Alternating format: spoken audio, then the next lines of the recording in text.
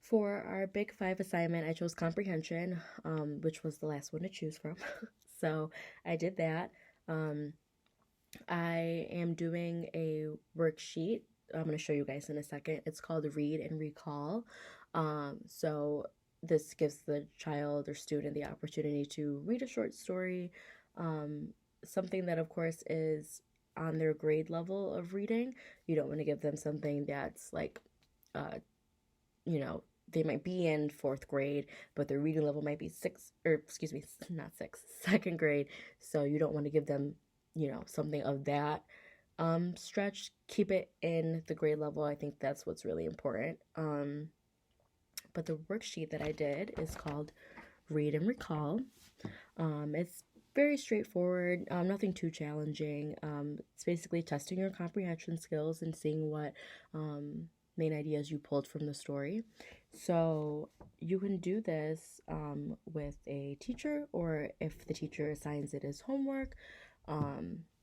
Of course, the child would just need the story that the teacher wants them to fill it out with, and then they can go right ahead and do this at home.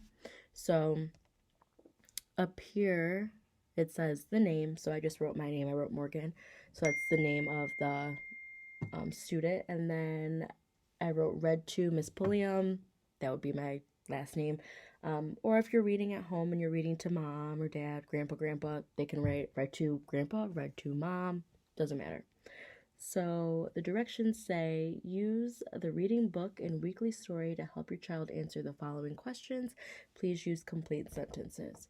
So the story I chose was The Three Little Pigs.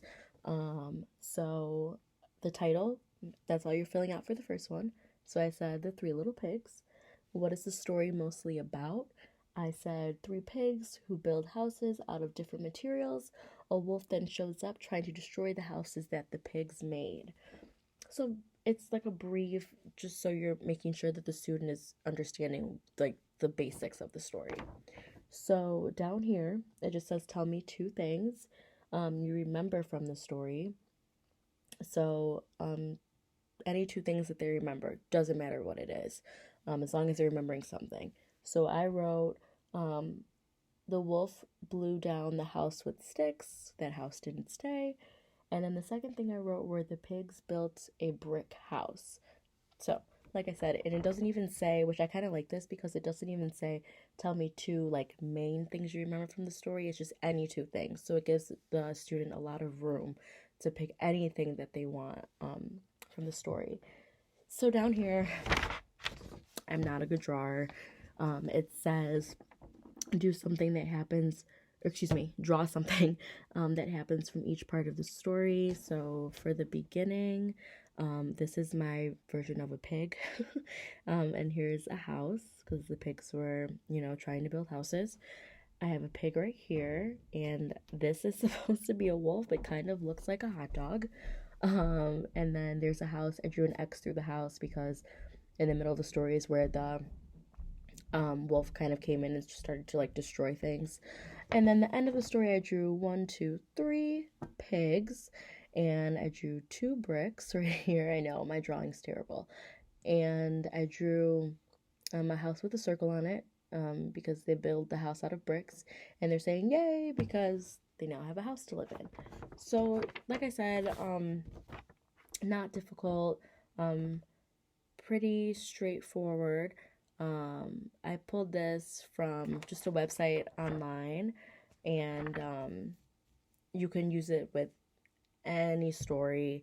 You can use it with a short story about sports. You can use a short story about technology if you're dealing with like an older reader. So I think this worksheet, like I said, super self-explanatory. Still having the student think, but not anything that I feel like is overwhelming to the student. You want to make sure that they're okay with what's given, they understand the directions, they understand what's expected of them.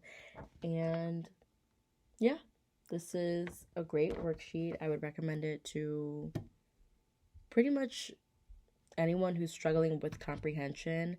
And like I said, you don't have to read like a basic level, like My Little Pigs if you want to read something about sports, technology, fashion, whatever your reading level is and your age, you know. You just can switch it up. You can even have fun drawing these pictures.